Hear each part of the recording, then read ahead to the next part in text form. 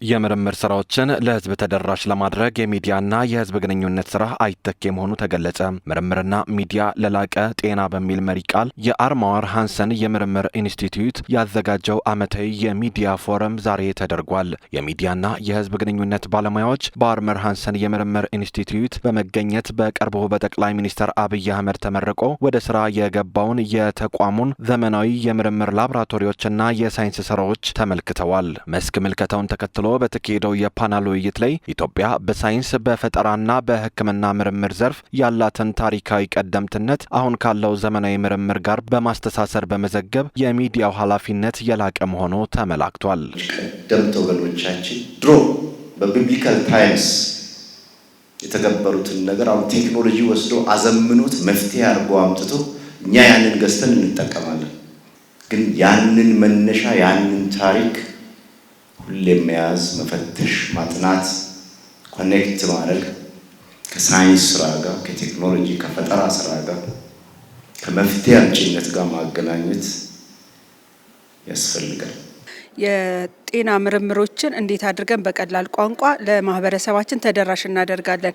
ለዚህ ደግሞ በዋነኛነት መረጃዎችን ተደራሽ የሚያደርጉት የህዝብ ግንኙነትና ኮሚኒኬሽን እንዲሁም የሚዲያ ሰዎች ስለሆኑ ይህንን መድረክ ማዘጋጀት አስበን ዋነኛ ዓላማው መረጃችንን በቀላል ቋንቋ ማህበረሰቡ በሚረዳበት መልክ ለማቅረብ ታስቦ የተዘጋጀ ነው። የራሱን መድኃኒትና ክትባት መስራት ያልቻለ ሀገር የሉዓላዊነት ጉዳይ ጥያቄ ውስጥ እንደሚገባ በመድረኩ ሲነሳ ተቋሙ በምርምር ስራው ከኢትዮጵያ አልፎ በጎረቤት ሀገራት የጤና ፖሊሲ የራሱን ተጽዕኖ መፍጠሩ ተገልጿል። መድኃኒታችን ክትባታችንን እኛው ካላደረግን ሉዓላዊነት የሚባለው ነገር ጥያቄ ውስጥ ስለሚገባ ወደዛ እየሰራን ያለው ፈጣን የመመርመሪያ መሳሪያን የሚያሸንፉ የወባ ፓራሳይት አይነቶች ተገኝተዋል። ኢትዮጵያ ውስጥ ተገኝቶ የኛ ምርምር ውጤት አምጥቶ ያንን ምክር ሀሳብ ጤና ሚኒስቴር ወስዶ ህዝባችንን የታደገው ነው የሚገኝ።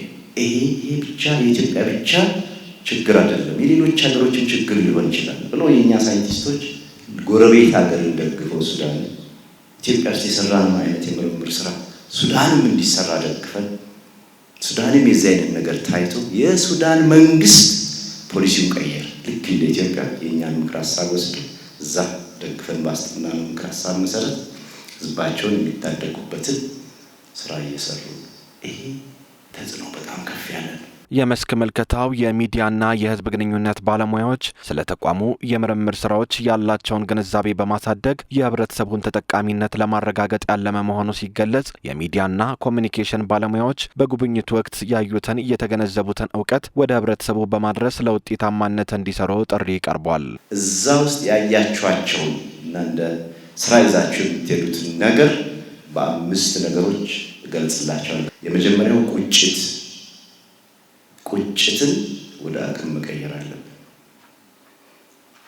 ሁለተኛው እድል፣ ያያችሁትን እድል ወደ ድል መቀየር አለብን። ሶስተኛው ውጤትን ወደ ተግባር መቀየር አለብን፣ ወደ አክቹዋል ፕራክቲስ።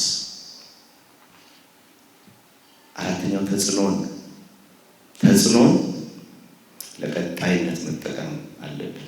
ሚዲያ አካላት በምርምር ተቋማት የሚሰሩ የምርምር ውጤቶችን በመተንተን እንዲሁም ቀርበው ወደ ተቋሞቹ ቀረብ ብለው መረጃዎችን በመጠየቅ በቀላል ቋንቋ ለህብረተሰቡ ተደራሽ የማድረግ ኃላፊነት አለባቸው ብዬ ነው የማስበው። በአርማወር ሃንሰን የምርምር ኢንስቲትዩት የተካሄደው የሚዲያና የህዝብ ግንኙነት ባለሙያዎች የመስክ ምልከታና የፓናል ውይይት መርሃ ግብር ሀገራዊ የምርምር ግኝቶችንና የጤና ሳይንስ ስራዎችን በስፋት ለህዝብ ተደራሽ ለማድረግና ዘላቂ የሚዲያ አጋርነት ለመፍጠር ትልቅ መሰረት የጣለ መሆኑ ተገልጿል።